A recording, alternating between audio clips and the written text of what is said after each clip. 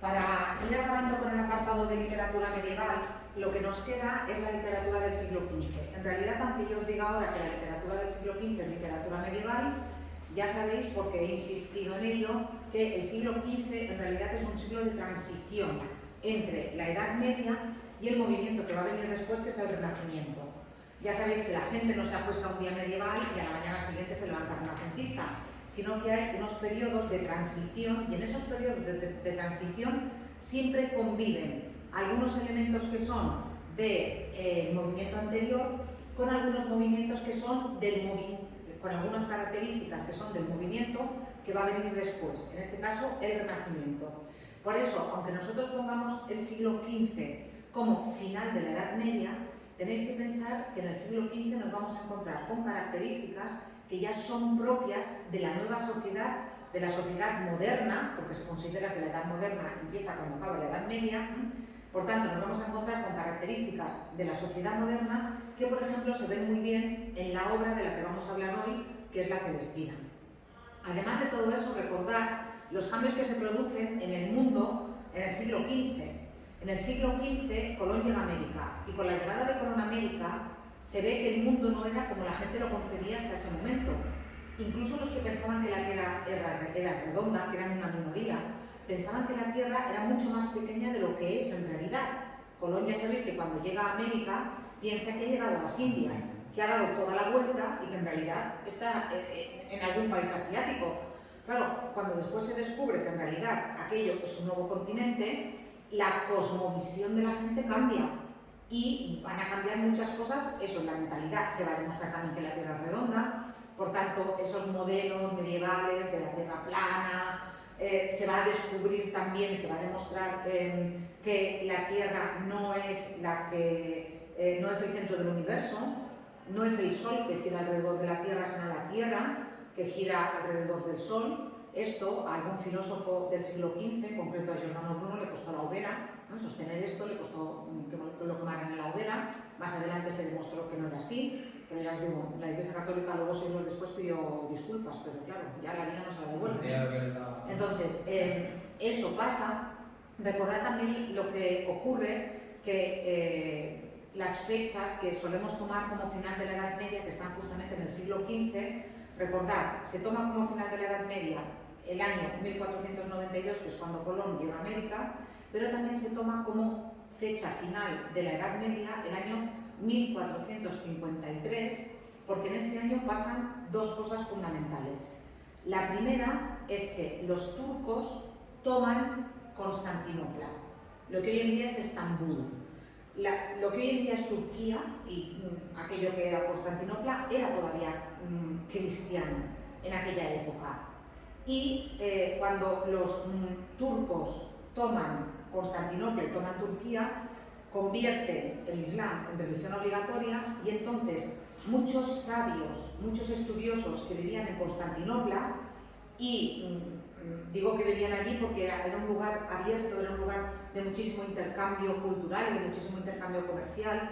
Entonces había lo que hoy en día serían como universidades, donde la gente iba a aprender, a estudiar, había grandes bibliotecas, etc. Esos sabios que estaban en Constantinopla ven que bajo el mando del Imperio Turco y con el Islam por el medio no van a poder estudiar con la misma libertad que tenían antes, y salen a diferentes lugares de Europa, y además se llevan manuscritos que en otros sitios no se conocían. Y con esos manuscritos que ellos se llevan de la antigüedad van a provocar el renacimiento de la cultura griega y latina, que estaba olvidada, que había estado olvidada durante siglos, y ese va a ser un aspecto más que va a provocar justamente el fin de la Edad Media y el principio de la Edad Moderna, el principio del Renacimiento. Pero además, sabéis, porque de esto sí que hablamos el otro día, que en el año 1453 ocurre algo importantísimo, que es que se imprime el primer libro. Gutenberg había ido haciendo experimentos y había ido probando diferentes cosas y consigue por fin imprimir en lo que entonces era un tiempo récord unas 150 Biblias. De estas 150 hoy en día se conservan 18. Claro, porque antes se hacía a mano. Antes se hacía a mano, que es lo que habéis visto en el vídeo, por ejemplo, del Nombre de la Rosa, que es una película muy recomendable, que está situada en un monasterio medieval y que justamente habla de cómo se transmitía la cultura durante la Edad Media. Entonces, los libros se copiaban a mano y que tú tuvieras un libro que tú querías podía ser un proceso de años, porque primero tenías que averiguar en qué monasterio estaba, después tenías que pagar para que te lo copiaran, después te lo tenían que enviar a tu casa o a tu castillo, a tu palacio, en fin, aparte de que eran objetos de lujo absoluto, que eran carísimos, era un proceso que llevaba años. Muchas veces te habían hablado de un libro, pero tú no podías localizar en qué biblioteca de qué monasterio estaba y por tanto no podías tener acceso a aquel libro. Y lo conocías de oídas, pero no lo podías leer. Todo eso va a cambiar con la imprenta. Y la imprenta no solamente va a democratizar la lectura, democratizar siempre pensando que en aquella época era una minoría la que sabía leer y escribir, pero no solamente va a hacer que los libros sean más baratos, no solamente va a incorporar lectores nuevos, porque ya van a tener acceso a libros, ¿sí? No solamente va a funcionar un sistema de préstamo, también de libros, ¿sí? Sino que además va a provocar, por una parte, que nazcan géneros nuevos, porque imaginaos lo que era copiar una novela a mano. Del hoy hasta hoy hemos hablado de el poema de Muñoz, de Besteiro de Clerecía, de un fragmento que se conserva del teatro medieval. Hemos hablado de los cuentos de don Juan Manuel que circulaban no como todo el libro completo, sino en cuentos. ¿Por qué? Porque como se hacían copias manuscritas, muchas veces sí que funcionaban folios sueltos. Pero imaginaos lo que sería copiar una novela a mano, una novela entera. ¿Qué ocurría? Que no hay prácticamente novelas durante la Edad Media. Después de la invención de la imprenta se produce el boom de la novela y la novela se convierte en el género literario que es hoy en día. Que hoy en día leemos algo, lo que leemos son novelas. Por tanto, la invención de la imprenta provoca que haya géneros nuevos y, atención, la invención de la imprenta también provoca que la cultura, que las nuevas ideas lleguen más rápido de un lugar a otro. Porque yo no tengo que esperar años, porque yo simplemente tengo que comprar el libro, los impresores se convertían en libreros, ellos mismos imprimían y ellos mismos vendían, en una época en la que además no había derechos de autor. Entonces yo imprimía y yo vendía, yo ponía ahí mi escaparate y la gente pasaba, pues póngame no sé qué. La Celestina, por ejemplo, que es la obra de la que os voy a hablar hoy, no se entiende si no es con la invención de la imprenta, porque es tan larga que copiarla a mano habría sido prácticamente imposible. Y aún así, ya os contaré una cosa que tiene que ver con la Celestina y con la transmisión también. Por tanto, la invención de la imprenta es absolutamente fundamental para los cambios que se van a producir a partir del siglo XVI. Y el hecho de que nos encontremos con obras como la Celestina y algunas primeras novelas a finales del siglo XV, ese hecho está ligado estrechamente a la invención de la imprenta. Si no se hubiera inventado la imprenta, no tendríamos esas obras hoy en día. Eso por una parte. Y luego, por otra parte, os he hablado, eso es 1453, la caída de Constantinopla, la invención de la imprenta. 1492, Colón llega a América y además de eso, los reyes católicos expulsan definitivamente a los musulmanes de la península. Aquellos reinos que venían de Al-Ándalus y del antiguo califato de Córdoba se han ido haciendo cada vez más pequeños y en el año 1492 lo único que queda en la península que todavía es musulmán es el reino de Granada. Y los reyes católicos emprenden una guerra y expulsan a Boabdil, que es el último rey de Granada. Claro, ¿qué ha ocurrido? Que en 1492 los reyes católicos han gastado muchísimo dinero. Han hecho lo de Granada, han enviado a Colón a América, han tenido un montón de guerras en la península, porque aunque ahora nos vengan que fue un reinado conjunto y que, en fin, y que España no sé qué, bueno, en la época de los reyes católicos España no existía, por mucho que algunos partidos de extrema derecha no lo quieran hacer creer, España no existía en aquella época, Castilla tenía sus leyes y Aragón tenía sus leyes, y eran dos reyes que se habían casado pero que continuaban conservando sus reinos por separado, con sus instituciones, etc. Pero no solamente eso, la reina de Castilla, Isabel, como se ha hecho con el trono por encima de su sobrina, Juana la Beltraneja, que es a la que le tocaría ser reina, y ella, con muy malas artes, ha hecho que su sobrina no sea reina. ¿Qué ocurre? Que tiene un montón de levantamientos en Castilla y tiene un montón de guerras civiles que tiene que ir sofocando. ¿Por qué os cuento todo esto? Os cuento todo esto porque en el año 1492 Castilla está en bancarrota. La reina, no tiene dinero para nada. ¿Y quiénes eran los prestamistas en aquella época? Los cristianos no podían dejar dinero a interés, porque eso era pecado mortal. Esto que hacen los bancos hoy en día de que yo voy al banco a pedir 100.000 y después devuelvo 150.000, el banco no me lo va a dejar si yo le devuelvo 100.000, porque solamente prestan a interés. Claro, en aquella época eso era pecado mortal para los cristianos. ¿Y quiénes eran los prestamistas? Los judíos. Y eso se ve muy bien en Siria. En un momento dado, el CID necesita dinero y se va a pedirlo a los judíos.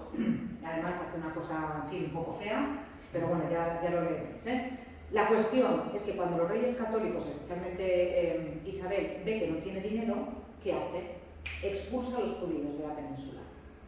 Como vosotros no sois cristianos y yo soy una reina católica, automáticamente os vais de aquí. Y además os vais sin poderos llevar nada. Les dejaba solamente lo que les cabía en un atillo, es decir, un pañuelo hecho así 4 nudos. Efectivamente, solamente podías salir de la península con eso. O te convertías al cristianismo. Y esos judíos conversos, es decir, esos judíos que se habían convertido al cristianismo, estaban constantemente bajo sospecha, estaban constantemente vigilados. Y muchos murieron en la hoguera porque los acusaron de continuar profesando la fe judía a escondidas. En aquella época ya había Inquisición también, o sea, una juerga, sí. Y pensad lo que os estoy diciendo, cuando la reina católica, entre comillas, expulsa a los judíos de la península, los expulsa fundamentalmente por un motivo económico, porque no tiene dinero para devolver los préstamos. Entonces, en lugar de devolver el dinero, los echa y aquí paz y después gloria. Esos judíos que hoy en día viven todavía en algunas comunidades, en lo que hoy en día es Israel, que se llaman judíos sefardíes, continúan conservando el castellano del siglo XV. Los que hablan castellano todavía hablan castellano como se hablaba en el siglo XV. Es muy curioso, con la diferencia que la S sorda y la S sonora, que se hacía en castellano, hablan un castellano rarísimo, como si ahora viniera aquí el autor de la Celestina a hablarnos castellano. No solamente eso, claro, en los territorios también que los reyes católicos habían ido conquistando a los musulmanes, habían moriscos que eran musulmanes que continuaban viviendo en territorio cristiano. Entonces, de rebote, también a principios del siglo XVI se va a expulsar a los moriscos, que no se hayan convertido al cristianismo. Claro, si yo expulso a los judíos, recordáis la convivencia de las tres culturas durante la Edad Media, que se ve además muy bien en Siria. Vale, si yo he expulsado a los judíos porque desconfío de su fe, voy a expulsar también a los moriscos porque también desconfío de su fe. Problema añadido, la mayoría de los sistemas de regateo que tenemos todavía hoy en día, las norias, las acequias, cómo están distribuidos los huertos, eso viene de la época musulmana. Cuando se van esos moriscos expulsados, se calcula que unas 300.000 personas, en una época en que España estaba, bueno, la península estaba muy despoblada, cuando esos moriscos se van, no solamente esos campos se dejan sin cultivar, sino que además en la costa de Levante hay una industria incipiente, fundamentalmente de seda y de telas, cultivaban gusanos de seda, claro, todo esto viene de origen persa y de la India, todo aquello se hunde. Y va a ser un golpe brutal también para la economía de la península. Por tanto, los reyes católicos, muy católicos, pero la liaron parda, pero bien liada, como, en fin. Bueno, y también ya, simplemente como curiosidad, el rey Fernando el Católico murió en un prostíbulo tomando cantárida. La cantárida es un polvo que se hace de una hierba que era el Viagra de la época. Y se ve que se le fue la mano y le dio un infarto. Esto era el rey católico. Yo ahí lo dejo. Vale. Esto que os he contado es importante con algo que viene a continuación, que es la Celestina. ¿Por qué es tan importante esto que os he contado, sobre todo lo de los reyes católicos y lo de los judíos? Porque Fernando de Rojas venía de una familia de judíos conversos. Los abuelos de Fernando de Rojas habían sido judíos, que se habían convertido al cristianismo para poder continuar viviendo en la península. Y al suegro de Fernando de Rojas, que también era un judío converso, lo quemaron en la hoguera. Y lo quemaron en la hoguera por hacer un comentario banal y tonto en una fiesta. Alguien dijo, vamos a brindar por la otra vida, y él dijo algo similar a, bueno, vamos a brindar por esta, que de la otra ya nos ocuparemos más adelante. Y de allí alguien dedujo que no creía en la vida del más allá lo denunciaron a la Inquisición. Vosotros sabéis que además cuando te denunciaban a la Inquisición no sabías ni quién te había denunciado ni por qué. Te torturaban con las torturas más salvajes que os podáis imaginar hasta que tú confesabas, y cuando confesabas luego te quemaban en la hoguera. O sea, ya os digo, todo muy bien, ¿eh? Todo bien, todo bien. Entonces, Fernando de Rojas va a ser una persona que va a tener una vida marcada de alguna manera por su condición de judío converso, va a pensar siempre que está vigilado, que tiene que tener muchísimo cuidado con lo que dice y con lo que hace, y además con el drama y con el trauma familiar de que han quemado a tu suegro en la hoguera, al marido de tu mujer lo han quemado en la hoguera por judío. Entonces, eso de alguna manera también se refleja en La Celestina, que es una obra muy negativa, es una obra que acaba fatal, es una obra que cuando tú la terminas de leer dices, bueno, no hay esperanza, o sea, nada nos salva, no podemos encontrar nada a lo que agarrarnos, porque al final vivimos en un mundo egoísta en el que todo el mundo mira por sus intereses y lo único que nos espera al final es el desastre y la tragedia. Ya os digo, es una obra muy triste, sobre todo al final. Es una obra magnífica que tiene muchas cosas muy buenas, pero sí que es verdad que cuando tú terminas la obra dices, bueno, ¿y ahora qué hago? ¿Hago como el padre de Melibea y me pongo a llorar o hago como Melibea y me suicido? Ahora os contaré de qué trata, ¿eh? Pero sí que es cierto, y eso probablemente se explica, como os he dicho, por el propio carácter las características de lo que vivió Fernando de Rojas. Además de todo eso, en el caso de La Celestina y en el caso de Fernando de Rojas, tenéis que saber que Fernando de Rojas es autor de una sola obra. No escribió nada más que La Celestina, no escribió nada más que eso. Y es más, si leéis La Celestina, en la introducción, él cuenta que toda la obra no es suya. Él cuenta que cuando era estudiante de leyes en la Universidad de Salamanca, se encontró que circulaba manuscrito, que circulaba manuscrito el primer acto de la obra. Luego os explicaré por qué acto y no capítulo, que continuaba, o sea, que circulaba manuscrito el primer acto de la obra, que es básicamente el encuentro entre un hombre y una mujer joven, los dos ricos, los dos guapísimos, los dos, en fin, con mucha labia, se encuentran en algún sitio, no está muy claro dónde, en la calle, en la salida de una iglesia, no está muy claro dónde, y Calisto se declara a Melibea, la ha visto y se enamora completamente de ella, y Melibea rechaza a Calisto. Y Calisto llega a su casa desesperado porque Melibea le ha rechazado y piensa que tiene que hacer algo para conquistarla. Ahí acaba el primer acto. Y según cuenta Fernando de Rojas en la introducción a la obra, le gustó tanto ese primer acto que decidió continuarlo con 15 actos más, que ya serían escritos por él. Él reconoce eso, él reconoce, yo encontré el primero y luego continúe con 15. O sea, que no va por capítulo, va por actos. Por actos, luego os explicaré por qué. Claro, ¿qué ocurre? Que si esto es cierto, y no tenemos por qué dudar de Fernando de Rojas, porque no es que en el primer capítulo haya algo muy pecaminoso y en el resto no. Donde están las cosas pecaminosas es después, Claro, ¿por qué Fernando de Rojas nos tiene que mentir? ¿Por qué tiene que decir que el primer capítulo no es suyo si lo es? Probablemente no miente, lo que pasa es que sí, que a los críticos les vuelve locos que haya sido capaz de copiar también el estilo y de que no se note la diferencia entre el primer capítulo y los que siguen. Cuando Fernando de Rojas escribe los 15 capítulos restantes y publica una Celestina con 16 capítulos no, actos... O sea, actos es porque luego se... Ahora veréis, luego lo explico, se convierte en un éxito absoluto. Pero claro, en aquella época no había derechos de autor. Él ha vendido la obra a un impresor y es el impresor el que se está haciendo rico vendiendo la obra.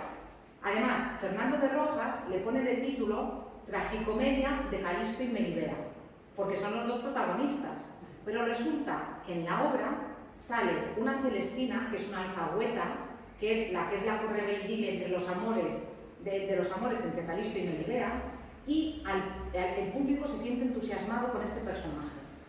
Y esta mujer, que solo aparece en más o menos la mitad de la obra, porque ahora os contaré por qué la matan, aparece más o menos en la mitad de la obra, se acaba convirtiendo en la verdadera protagonista.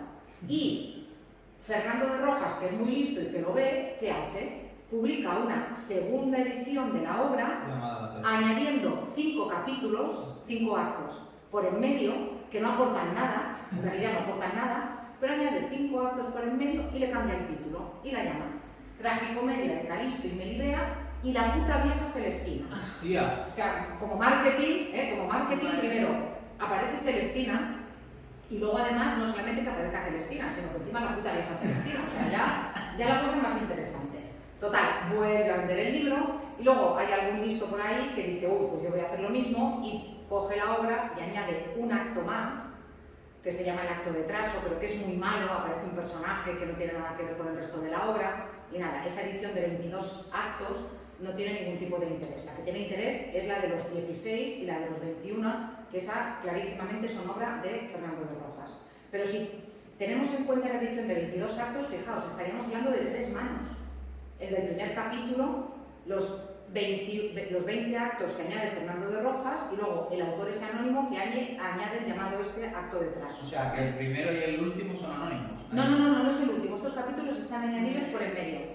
¿Por qué no cambian el final de la obra? Vale. Estos capítulos que añade tanto Fernando de Rojas como este autor anónimo están por el medio y no modifican en absoluto el hilo principal.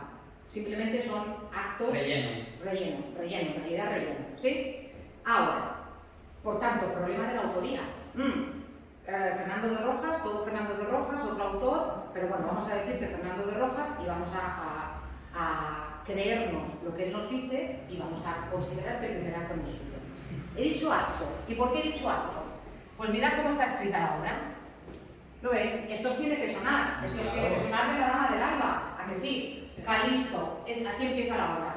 En esto veo Melibea la grandeza de Dios. Melibea, ¿en qué Calisto? En poder te da la natura tal. ¿Veis que está escrito como si fuera una obra de teatro? ¿Pero qué falta? Faltan las acotaciones. Y además, si esta obra de teatro se tuviera que representar, la Celestina es tan larga que en realidad la representación tardaría 9 o 10 horas. ¿Qué ocurre? Que la Celestina no está escrita para ser representada, está escrita para ser leída en voz alta ante un grupo de personas. Es un género que se llama comedia humanística, que ya existe en Italia, en la época que Fernando de Rojas escribió esto en Italia, ya hace décadas que se está cultivando, ya existe la imprenta, por tanto ya hay libros, y en palacios, en casas de nobles, en casas de burgueses que tienen tiempo libre por las tardes y que pueden reunir a un grupo de amigos, se ponen de moda este tipo de lecturas, que es, nos repartimos los papeles, tú eres Calisto, yo soy Celestina, tú eres Melibea, y en una serie de jornadas, cada uno va leyendo su parte y todo el mundo escucha la obra. Por eso está dividido en actos, porque en realidad parece que es una obra de teatro, pero no tiene acotaciones. Mira, por ejemplo, el problema cuando empieza la obra, en esto veo Melibea la grandeza de Dios. ¿Dónde están? O sea, ¿qué me está? Claro, por eso muchos autores... O sea, empieza así, Empieza así. Muchos autores piensan que se han encontrado fuera de una iglesia. Y que por eso él habla con ella y le dice, en ti veo la grandeza de Dios. Pero... Claro, porque lo deduzco, pero claro, al faltar las acotaciones y al faltar las indicaciones que nosotros vemos en las obras de teatro, en realidad no estamos delante de una obra de teatro para ser representada, pero sí para ser leída en voz alta, en diferentes jornadas, en diferentes días. Es verdad que se hacen adaptaciones de la Celestina al teatro, yo he visto algunas brillantes, pero tienen unos problemas horrorosos. Primero porque tienes que mutilar el texto, tienes que dejar el texto en menos de una décima parte de lo que el texto es. Luego, porque este texto no está concebido para que los actores hagan réplicas y contrarréplicas y para que sea rápido. Y hay unos monólogos larguísimos que lastran mucho el texto.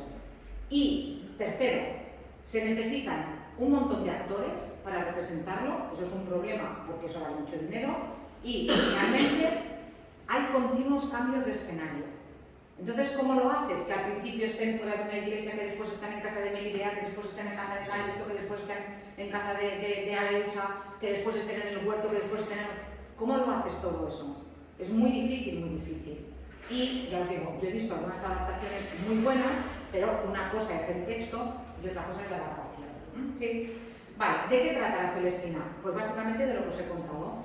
Dos chicos que son Calisto y Melibea se enamoran, Calisto se enamora de Melibea, Melibea lo rechaza, además lo rechaza de muy malas maneras, y Calisto llega a su casa desesperado Y Calisto tiene dos criados que ya no son como los criados de la Edad Media, ya no son como los hombres del Cid, que le guardan fidelidad y que son vasallos, sino que son criados pagados. La sociedad aquella estamental que habíamos visto ya ha caído en el siglo XV y nos encontramos en una sociedad de clases. Por tanto, yo trabajo para ti, tú me pagas y aquí termina nuestra relación. Ni te guardo fidelidad ni miro por ti, porque al final yo voy a mirar por mí, por mi bolsillo.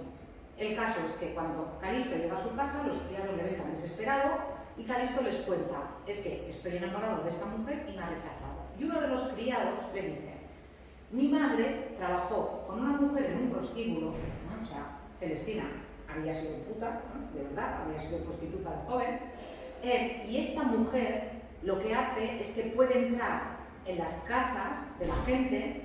Ella dice que para vender cosas, etcétera, pero es medio hechicera y consigue convencer a las mujeres. El caso es que Celestina se la pasa de Melibea y convence a Melibea para que se enamore de Calisto. Hay aquí en fin, yo creo que ese es un fallo argumental. No se entiende por qué Melibea, el primer día que va a Celestina, la echa con cajas destempladas y en cuanto Celestina ha salido por la puerta, se arrepiente de haberla echado y la llama para que vuelva al día siguiente y le dice, estoy completamente enamorada de Calisto y quiero verme con él. Eso no se explica bien en la obra, pero bueno, eso es lo que pasa. Melibea cambia de opinión, llama a Celestina y a partir de ese momento, cada noche en la casa de Melibea, que es una casa enorme porque ella es una familia muy rica, es una casa enorme, tiene un huerto enorme, tiene un jardín enorme, tiene unas tapias enormes la casa, porque como es una casa de ricos está muy bien protegida del resto, y luego veréis por qué os cuento lo de las tapias. La cuestión es que a partir de ese momento se van a encontrar cada noche en el jardín huerto de Melibea. Calisto sube siempre por una escalera, los hombres, sus criados, lo esperan debajo, aguantándole la escalera, y luego él y Melibea tienen relaciones sexuales, ¿sí? Él baja y se va a su casa y hasta el día siguiente. ¿Qué ocurre? Que Calisto está tan agradecido con Celestina, que le da una cadena de oro muy gruesa y muy valiosa. ¿Qué hacen los criados? Los criados se van a ver a Celestina y le dicen, oye, que nosotros hemos sido los que os hemos puesto de acuerdo. Si Calisto ha llegado hasta ti y Calisto te ha dado esta recompensa, es porque nosotros hemos hecho de intermediarios, por tanto, danos una parte de la cadena. Pero Celestina, que es vieja, que está enferma, entonces no había derechos, no había ni pensión ni nada por el estilo, piensa que esa cadena, más todo lo que le pueda sacar en el futuro a Calisto, van a ser como sus ahorros para la vejez, y se niega a darle la cadena a los criados. ¿Qué hacen los criados? La matan. Pero las dos prostitutas, las dos chicas jóvenes que viven en casa de Celestina, llaman a los alguaciles, que sería como la policía de entonces. La policía los coge y los cuelga. Les hacen un juicio rápido, entonces la justicia era injusta, pero era rápida, Les hacen un juicio rápido y los cuelgan. Claro, ya ha muerto Celestina y han muerto los dos criados, que eran los que habían tenido algo que ver con los amores. Pero a rey muerto, rey puesto, y Calisto continúa con su vida como si nada y contrata a otros dos criados. También completamente diferente de lo que se ve en el Cid, en las relaciones esas de vasallaje, que el Cid no solamente sufre por él, sino que sufre por sus hombres. Y cuando el Cid está en problemas económicos, o cuando muere algún hombre del Cid, el Cid sufre, porque de alguna manera son su responsabilidad. Esas relaciones de vasallaje de la Edad Media, aquí ya han caído completamente. La cuestión es que una de las noches que está Calisto allí en el jardín de Melibea, oye ruidos debajo, en la tapia, que había escalado con la escalera, y ve que los dos criados se están peleando con dos hombres que pasan por la calle. Es de noche, están oscuras, en fin, ahí hay una pelea, y Calisto, ¿qué hace? Va a bajar por la escalera para ayudar a sus hombres, pero uno de estos que pasan por la calle tira la escalera y Calisto muere mientras Melibea lo está viendo desde arriba. Claro, cuando Melibea ve que Calisto ha muerto, se sube a la torre más alta de su casa. El padre de Melibea, que ha oído todos los ruidos, le pregunta que qué hace allí, y Melibea le dice, mira, he estado enamorada de este hombre, él ha muerto y sin él mi vida no tiene sentido, y delante de su padre, Melibea se tira de la torre y se mata. Y el padre, bueno, la obra acaba con el llanto del padre, con un monólogo del padre lamentándose sobre el sinsentido de la vida, no tienen otra hija, los padres de Melibea no tienen otra hija, y sobre el sinsentido de la vida y sobre, en fin, todas las circunstancias que vivimos como seres humanos y que nos conducen siempre a la muerte, y en ese caso a una muerte absurda y prematura. Pero fijaos, todos los que han tenido algo que ver con los amores de Calisto y Melibea han muerto, todos. Ha muerto Calisto, ha muerto Melibea, ha muerto Celestina, han muerto los criados. Cuando uno llega al final de la obra, es como, pues eso, es una visión muy pesimista de la existencia, que ya os digo que normalmente los críticos literarios explican por las circunstancias vitales que le tocaron al pobre Fernando de Rojas. Y ya no escribió nada más. La Celestina, de la que tenéis aquí algunos fragmentos, y aquí también tenéis un vídeo muy cortito en el que se explican algunas cosas de la Celestina, os lo recomiendo. Es un vídeo que Yo me lo vi, el vídeo del chico. Sí, no, del chico es muy divertido. Yo me vi el del chico. Sí, pero luego aquí hay un vídeo muy cortito, de 3 minutos, en el que también se explican algunas de las características de la obra. Ya os digo, la Celestina es una obra que va muy bien, porque refleja que las cosas están cambiando. Refleja que aquellas relaciones que habían existido durante la Edad Media ya no funcionan de la misma manera y que el nuevo mundo lo que lleva es a la sociedad capitalista que tenemos hoy en día. Los criados o los que trabajan para alguien, trabajan para esa persona porque les paga, pero ya está, esa es toda la fidelidad que le deben y todo el derecho, si lo queréis decir de esa manera. ¿De acuerdo? Y también lo que os he dicho, la Celestina se difundió muy rápidamente gracias a la imprenta en las diferentes ediciones, y también la Celestina en el siglo XVI estuvo prohibida. La Inquisición publicaba un índice de libros prohibidos, te podían llevar a la cárcel por tener esos libros, y la Celestina durante algunos años estuvo porque no eran... Hombre, tienen relaciones sexuales sin estar casados, claro. Aparece allí una alcahueta, aparecen prostitutas, en fin, digamos que la obra no era muy moralizante, y además como acaba, como que no hay salvación, como que cuando uno lo lee dice Dios no existe. Fernando de Rojas no lo escribe eso, pero es como no hay salida ni en esta vida ni en la otra, cuando uno lee la obra. Ya os digo que llegó a estar prohibida. ¿Sí?